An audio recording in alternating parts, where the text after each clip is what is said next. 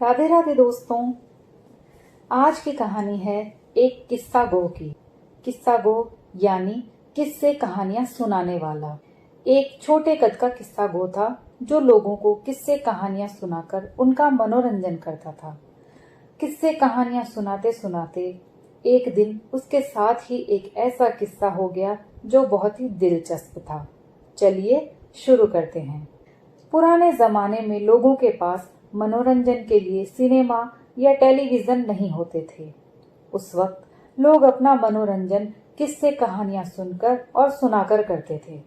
ऐसे ही एक शहर में सबसे ज्यादा दिलचस्प और मशहूर चीज किस्सा गो जो किस्से कहानियां सुनाते थे, जो शाम ढलते ही बाजार में निकल आते थे और किसी पेड़ के नीचे या किसी बंद दुकान के चबूतरे पर खड़े होकर दिल नशीन अंदाज में कोई ना कोई किस्सा सुनाना शुरू कर देते।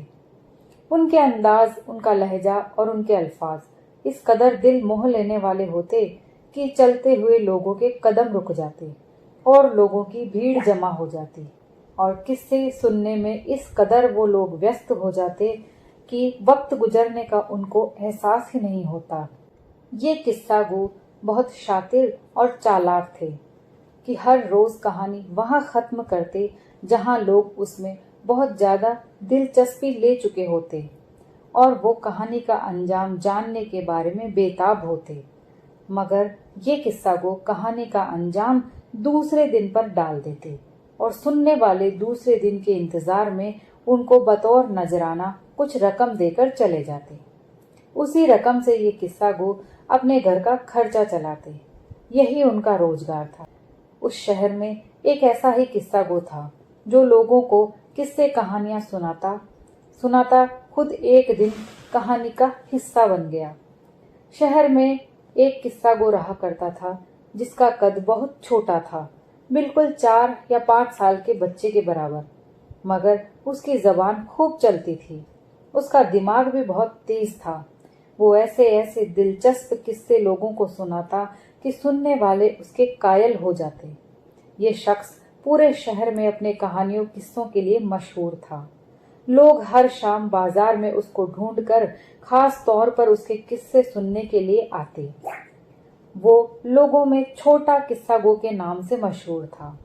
एक दिन लोग छोटा किस्सा गो और दूसरे लोगों की कहानियां सुनकर अपने अपने घरों को वापस जा चुके थे। रात का सन्नाटा हर तरफ छाने लगा था। बाजार भी सुनसान हो रहा था। उसी वक्त वहां का शाही दर्जी अपनी नई नवेली दुल्हन के साथ दरिया के किनारे सैर के बाद घर लौट रहा था। जब उसकी घोड़ा गाड़ी बाजार में से गुजरी तो उसकी बीवी ने किस्सा सुनने की फरमाइश की। मगर उसने कहा कि इस वक्त तो सारे किस्सा गो वापस जा चुके हैं। दर्जी ने इधर उधर देखते हुए बीवी का जवाब दिया। फिर इससे पहले कि वो अपनी घोड़ा गाड़ी आगे बढ़ाता, उसकी नजर छोटे किस्सा गो पर पड़ी जो कोई गीत गुनगुनाता एक तरफ जा रहा था। दर्जी ने फौरन उसको रोक लिया और कोई किस्सा सुनाने की फरमाइश की। छोटा किस्सा गो कहने लगा, अब तो वक्त गुजर चुका है और मैं खाना खाने जा रहा हूँ क्योंकि मुझे तेज भूख महसूस हो रही है। छोटे किस्सा गो ने जवाब दिया तो दर्जी कहने लगा, आप मेरे साथ मेरे घर चलें। वहां हम आपसे किस्सा भी सुन लेंगे और आपको शानदार खाना भी खिलाएंगे। लजीज खाना। आज हमारे घर में दरिया की ताजा मछली का सालन बनाया है। शाही दर्जी ने जब ये कहा तो मछली का जिक्र सुनकर किस्सा गो के मुंह में पानी भर आया और उसने झट से उनकी दावत कबूल कर ली और अपनी कहानी के साथ उनके घर दावत उड़ाने आ गया। घर पहुंचकर शाही दर्जी ने किस्सा गो के सामने तली हुई मछली रखी और खुद दोनों मियाँ बीवी किस्सा सुनने के लिए उसके पास बैठ गए। किस्सा गो ने दिलचस्प किस्सा सुनाना शुरू कर दिया और साथ ही बेताबी से मछली खाने लगा। उसको बहुत ज्यादा भूख लगी थी, इसलिए वो बड़े बड़े निवाले ले रहा था।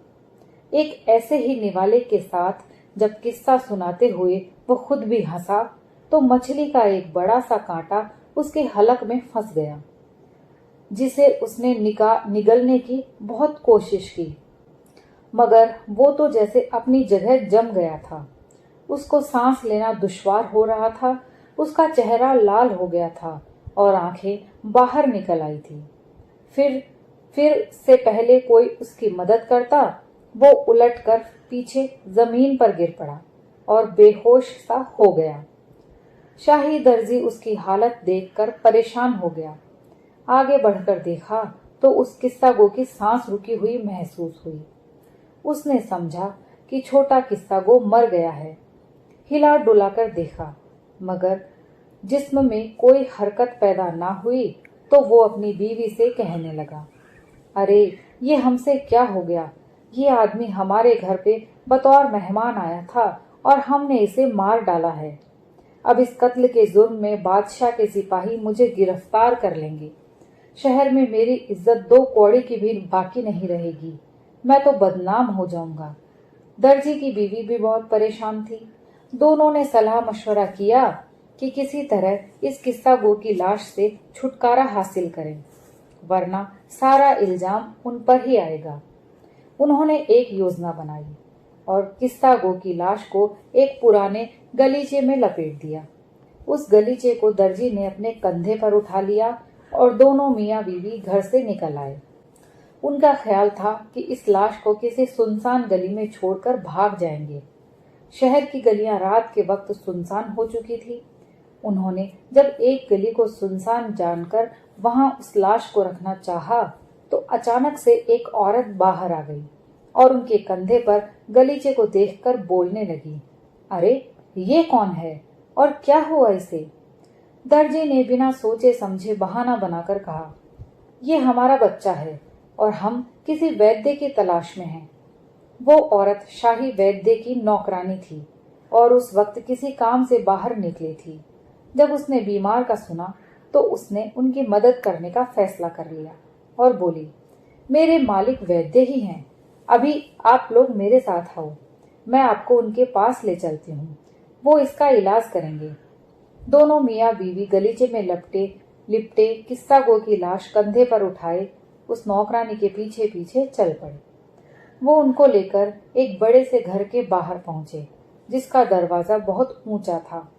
दरवाजे तक पहुंचने के लिए उसके सामने सीढ़ियां बनी हुई थी। नौकरानी ने उनको वहीं पर रुकने का इशारा किया और बोली, अंदर जाकर मैं मालिक को मरीज के लिए बताती हूँ। आप यहीं इंतजार करें, जब बुलाएं तो फिर अंदर आ जाना। यह कहकर वो घर के अंदर चली गई। नौकरानी के घर के अंदर जाते ही दर्जी ने फुर्ती दिखाई और सबसे ऊपर वाली सीढ़ी पर दरवाजे की चौखट के साथ किस्सा गो की लाश को खड़ा कर दिया और खुद अपना गलीचा लेकर वहां से बीवी समेत रफू चक्कर हो गया। मरीज का सुनकर वैद्य जल्दी जल्दी बाहर निकला और घर का दरवाजा बाहर की तरफ खुलता था। जो ही उसने दरवाजा खोला तो चौखट के साथ खड़ी लाश उसके टकराने की वजह से लुढ़कती हुई नीचे गली में जा गिरी। वैद्य राज दौड़कर नीचे उतरा, देखा तो एक लाश पड़ी है। वो घबरा गया और सर पीटने लगा, ओ ये मैंने क्या कर दिया? एक मरीज मेरे पास इलाज करवाने के लिए आया था और मैंने उसे ही मार डाला। लोग इसके बारे में सुनेंगे तो क्या कहेंगे? जब बादशाह के सिपाही मुझे गिरफ्तार करके ले जाएंगे तो मेरी सारी इज्जत मिट्टी में मिल जाएगी। अब मैं क्या करूं? वैद्य उस लाश को फौरन उठाकर अंदर ले गया और सोचने लगा कि इससे कैसे जान छुड़ाऊं। सोचते सोचते उसे एक तरकीब सूझी और उसने लाश को उठाकर अपने कमरे की खिड़की में से पड़ोसी के घर में फेंक दिया। पड़ोसी के कमरों के बाहर एक बड़ा सा दालान था। उसका पड़ोसी बादशाह के बावर्ची खाने में खाना पकाने का काम करता था। उसके घर के आंगन में आटे के थैले और शक्कर की बोरियां पड़ी रहती थी। छोटे किस्सा गो की लाश उन बोरियों के ऊपर जा गिरी। धमाके की आवाज सुनकर शाही बावर्ची चौकन्ना हो गया। उसे लगा शायद कोई चोर घर में घुस आया है। इस खतरे से उसने एक मोटा सा डंडा उठाया और दबे पांव कमरे से बाहर आ गया। वहां उसे किस्सा गो की लाश दिखाई दी तो वो समझा शायद ये कोई चोर है जो बोरियों पर झुका हुआ है। गुस्से में आकर उसने डंडा पूरे जोर से उसके कमर में दे मारा। लाश जमीन पर आ गिरी। बावर्ची ने झुककर गौर से देखा तो लाश को देखकर उसके होश उड़ गए और वो सोचने लगा कि ये मुझसे क्या हो गया।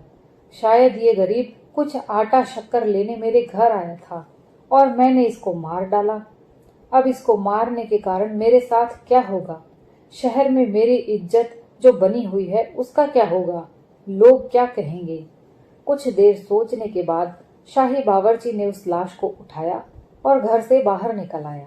शहर की गलियां सुनसान पड़ी थी क्योंकि आधी रात हो चुकी थी। वो उन सुनसान गलियों में चलता हुआ नहर के किनारे पहुंच गया। वो उस लाश को नहर में फेंक देना चाहता था। जो ही वो उसको पानी में फेंकने लगा तो उसको किसी के कदमों की आहट सुनाई दी। कोई आदमी अपनी बेसुरी आवाज में गाता हुआ उसी तरफ आ रहा था। शाही बावर्ची ने डर के मारे लाश को वहीं छोड़ा और खुद जिस तरफ से आया था उसी तरफ वापस भाग गया। दूसरी तरफ वो गाता हुआ आदमी, जो कि एक महाजन था और लोगों को सूद पर कर्ज देता था, लाश को यूं रास्ते पर पड़ा देखकर हैरान रह गया। उसने समझा कि ये कोई चोर है जो उसको लूटने के लिए उसका रास्ता रोके पड़ा है।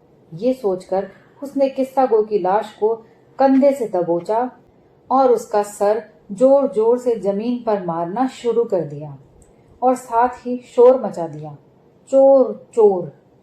उसके शोर को सुनकर पास ही मौजूद एक चौकीदार फौरन वहां पहुंचा और देखा कि महाजन किसी को दबोचे उसका सर जमीन पर पटक रहा है। चौकीदार ने छोटे किस्सागो को पहचान लिया और वो चीखने लगा, तुम सूदखोर महाजन, तुमने इस किस्सागो का कत्ल कर दिया है, तुम्हें इसकी सजा जरूर मिलेगी। और उस चौकीदार ने महाजन को पकड़कर हवालात में बंद कर दिया। दूसरे दिन सुबह सवेरे बाजार के बाहर बेशुमार लोग जमा थे। आज बादशाह ने अपना दरबार उस जगह लगाया था। उसके साथ साथ उसके सारे वजीर और वजीर आजम भी मौजूद थे। पास ही एक चबूतरे पर छोटे किस्सागो की लाश पड़ी थी और सामने सूदखोर महाजन जंजीरों में जकड़ा हुआ सर झुकाए खड़ा था। वजीर बोला, तुम सूदखोर महाजन, आज तुमने एक शख्स को बगैर किसी वजह के मार दिया है। तुमने एक ऐसे शख्स का कत्ल कर दिया है जो लोगों में खुशियां बांटता था, लोगों को मजे मजे के किस्से कहानियां सुनाता था। बोलो, अब तुम अपनी सफाई में क्या कहना चाहते हो? महाजन बोला, हुजूर, मैं गुनहगार हूं, आप मुझे सजा दे सकते हैं, मैं अपने जुर्म पर शर्मिंदा हूं। बादशाह के हुक्म से उस महाजन को फांसी के तख्ते तक लाया गया और फंदा उसके गले में डाल दिया गया। जल्लाद रस्सी खींचकर उसको फांसी देने ही वाला था कि भीड़ में से आवाज आई, रुक जाओ, रस्सी मत खींचो, ये शख्स बेगुनाह है, इसे आजाद कर दो, असली मुजरिम मैं हूं, मुझे सजा दो। भीड़ से निकलकर शाही बावर्ची बादशाह के सामने आ गया और कहने लगा, बादशाह सलामत, इस किस्सा गो को मैंने कत्ल किया है क्योंकि ये मेरे घर से आटा और शक्कर चोरी कर रहा था। जब मैंने इसे नहर के किनारे छोड़ा तो ये मेरे डंडे की मार से पहले ही मर चुका था। वजीर आजम ने कहा, तुम तो शाही बावर्ची हो और तुम पिछले कई वर्षों से शाही बावर्ची खाने के लिए खाने पीने की चीजें मुहैया करा रहे हो। तुमने एक गरीब आदमी का कत्ल कर दिया। तुम्हें इस जुर्म में फांसी की सजा दी जाती है।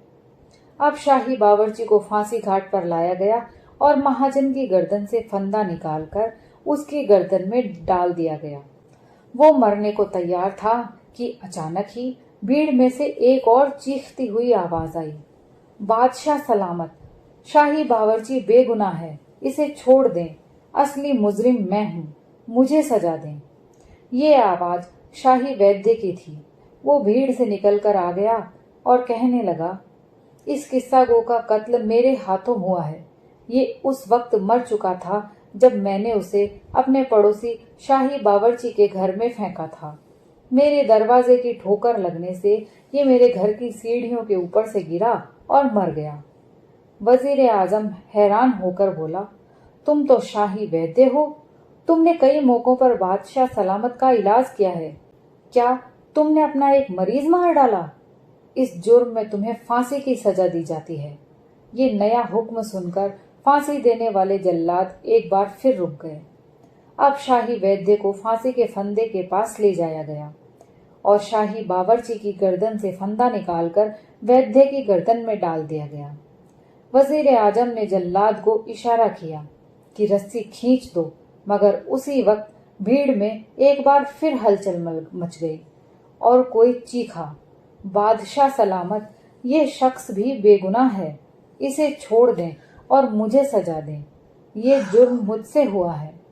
फिर लोगों ने देखा कि शाही दर्जी भीड़ से निकलकर सामने आ गया और कहने लगा, इस किस्सा गो का कत्ल मेरे हाथों में हुआ है। शाही वैद्य बिल्कुल बेगुनाह है। कल रात ये छोटा किस्सा गो हमारे घर आया था ताकि मुझे और मेरी बीवी को मजे मजे की कहानियां सुना सके। हमने इसको खाना खिलाया।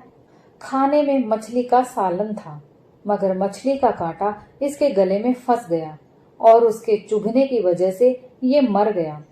इसकी मौत हो गई है। ये हमारी गलती की वजह से हुआ है। हम लोग इसे शाही वैद्य के दरवाजे पर छोड़ आए थे। शाही दर्जी की सारी बात सुनकर वजीर आजम कहने लगा, तुम तो वही दर्जी हो जो पिछले कई वर्षों से बादशाह और शाही खानदान के कपड़े सिल रहे हो, मगर तुमने एक जुर्म किया है और एक किस्सा गो को मार डाला और तुम्हें इसकी सजा जरूर मिलेगी। तुम्हें फांसी की सजा दी जाएगी। अब सिपाही दर्जी को पकड़कर फांसी के फंदे के पास ले गए और जल्लाद रस्सी उसके गले में डालकर खींचने को तैयार हो गया। सारी भीड़ में बातचीत होने लगी। आखिरकार मुजरिम को सजा मिलने वाली थी, मगर फिर कोई चीखा, ये बेगुनाह है, इसे आजाद कर दो। बस अब बहुत हो गया। ये दरबार है, कोई खेल तमाशा नहीं है। अब कौन बोला? बादशाह गुस्से से चिल्ला उठा। इस बार जो बोला था वो एक अक्लमंद बूढ़ा आदमी था, जिसकी लंबी सफेद दाढ़ी थी। वो किस्सा गो की लाश के बिल्कुल करीब खड़ा था। झुककर वो अदब से कहने लगा, बादशाह सलामत, रोकने की माफी चाहता हूँ, मगर इस छोटे किस्सा गो की मौत में एक राज है। बादशाह ने पूछा, कैसा राज? तो अक्लमंद बूढ़ा कहने लगा, बादशाह सलामत, वो राज है कि ये छोटा किस्सा गो मरा नहीं है, बल्कि ये जिंदा है। देखें, ये अभी भी सांसें ले रहा है। ये कहते हुए उसने कंधे पर लटके थैले से लोहे की बनी लंबी चिमटी और मरहम का एक बर्तन निकाला। थोड़ी सी मरहम लेकर उसने छोटे किस्सा गो के गले पर मालिश की और चिमटी उसके मुंह में डालकर गले में फंसा हुआ मछली का कांटा बाहर खींच लिया। जो ही कांटा बाहर निकला, छोटा किस्सा गो अपनी गर्दन मसलता और खांसता हुआ उठ बैठा। सारी भीड़ में शोर मच गया। हर कोई हैरान था। किस्सा गो बादशाह की तरफ देखकर कहने लगा, बादशाह सलामत, मैं किस किस का शुक्रिया अदा करूं? उसका जिसने कांटा फंसने के बाद मुझे घर से बाहर फेंक दिया, उसका जिसने ठोकर मारकर मुझे सीढ़ियों से नीचे फेंक दिया, उसका जिसने डंडे से मेरी कमर में मारा, या फिर उसका जिसने मेरे सर को जमीन पर जोर जोर से पटका, या उसका जिसने कांटे को मेरे गले से खींच निकाला और मुझे ठीक कर दिया। मगर नहीं, शुक्रिया उस खुदा का जिसने मुझे इतना कुछ होने के बाद भी नई जिंदगी दी। ये सब देखने के बाद बादशाह ने वजीर को हुक्म दिया कि मैंने इससे ज्यादा अजीब और दिलचस्प किस्सा पहले कभी नहीं सुना। शाही दर्जी को भी आजाद कर दिया गया और बादशाह ने छोटे किस्सा गो को शाही किस्सा गो बना दिया। वो शाम के बाद शाही महल में बादशाह को किस्से सुनाने लगा। यूं ही वो लोगों को किस्से सुनाते सुनाते खुद एक दिलचस्प किस्से का हिस्सा बन गया। दोस्तों, आपको ये कहानी कैसी लगी, प्लीज कमेंट्स करके जरूर बताइए। अगर कहानी पसंद आई हो तो लाइक और शेयर करना ना भूलें। अगर आप मेरे चैनल पर पहली बार आए हैं तो प्लीज मेरे चैनल को सब्सक्राइब कर लीजिए